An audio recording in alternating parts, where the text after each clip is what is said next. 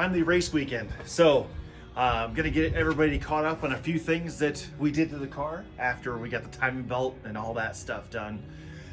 It involves hacking off some exhaust, making a great replacement exhaust. Also covers putting several holes in the hood, patching one of them up. So let me catch you up here right now.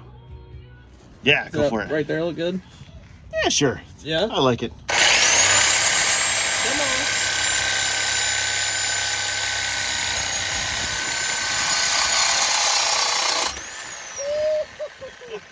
Yep. I'm glad my torso is right over here.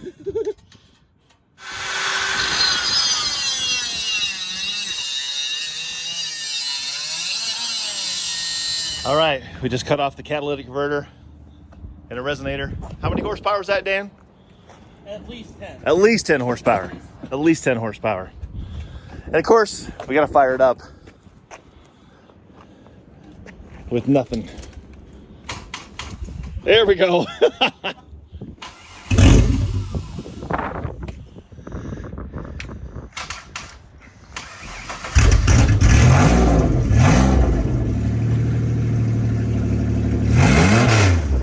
Oh, it's fine. That's fine. Sorry, neighbors. Sorry. Sorry, neighbors. Not sorry.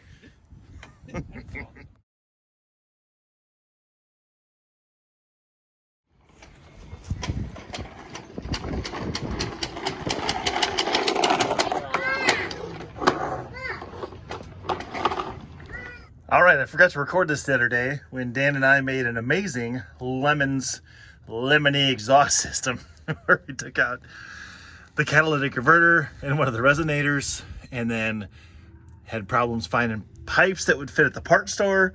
But hey, we got it. We got 1, 2, 3, 4, 5, 6, 7 clamps on the exhaust holding it together. And I just sealed it up with some high temperature JB weld, because that's how you do lemons right there. Well, we got our money's worth out of the rear brakes at the Atlanta race. That's just cost effective right there. All right, so I cut the vent in the hood. I was gonna do the scoop down here, but this motor mount's in the way, so I couldn't put the scoop down. So I just ended up cutting it off, and I'm gonna go to the store now and get some kind of screen to rivet on there, and then just cut that off from the bottom. And then I cut speed holes in the back so it can hopefully not be a parachute. We'll see if it helps. Okay, so I ended up going scoop on the hood. So I got a hole cut. I'll show you from underneath. Holes cut right there, and then should let air escape out that guy right there. I was gonna do it where I bent it down, but there's this motor mount right there, and so that flap was gonna hit the motor mount. So then I went to the plan B I had, which was just cut a hole and do some mesh, but then the hole was gonna be right here over the oil dipstick, the 3 front cylinders, and I'm like, if it rains, I don't know if I want a bunch of water pouring in right there. So went to Home Depot and got some sheet metal and riveted and screws and did a terrible job, so it matches. And then I'm gonna use some silicone around the edges and the gaps right there. All right, so updates. Got this cold air intake, which is actually gonna be a hot air intake because it's under the hood. The challenge was with the new, bigger radiator, this hose goes to a different place than it did before, so the factory air box cannot fit in there. I was concerned about the filter rubbing on the hose and rupturing the hose, so I ended up fashioning this high-tech bracket to hold up the cold air intake, and it's pretty solid, so it shouldn't go anywhere.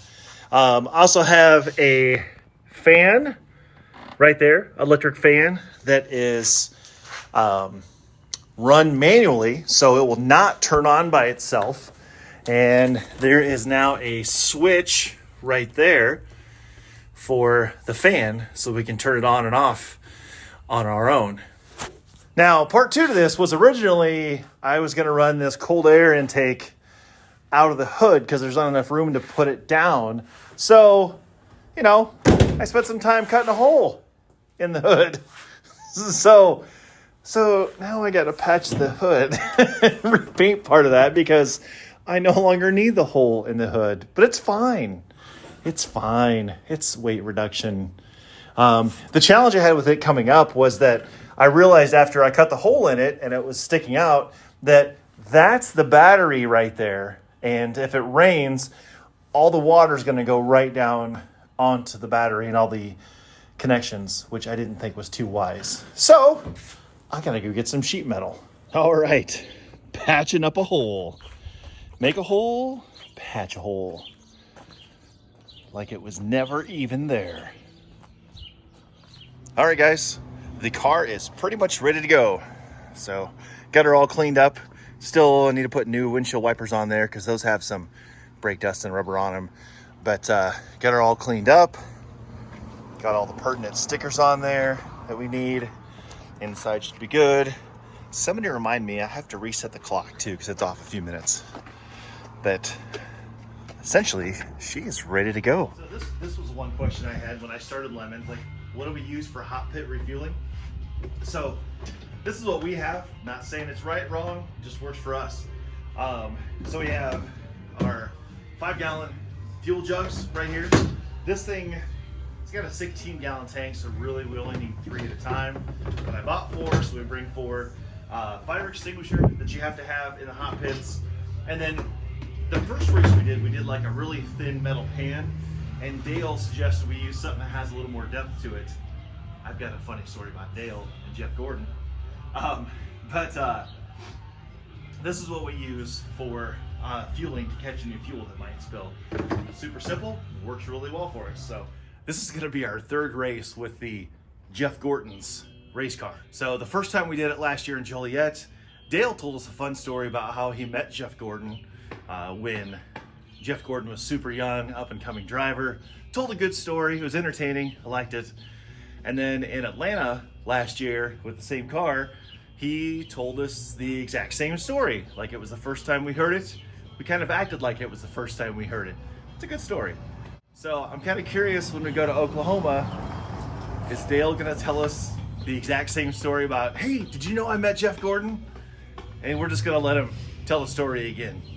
But one thing that I've done is I have this little pail full of nuts and bolts and all kinds of stuff. One, just in case we need some random screw that I can find in here. And 2, I've seen penalties for black flags where you had to go find a nut to fit a bolt or bolt to fit a nut or something like that. So hopefully at some point I can maybe help somebody else out. So if you're in Hallett, car 24, bucket of bolts could come in handy.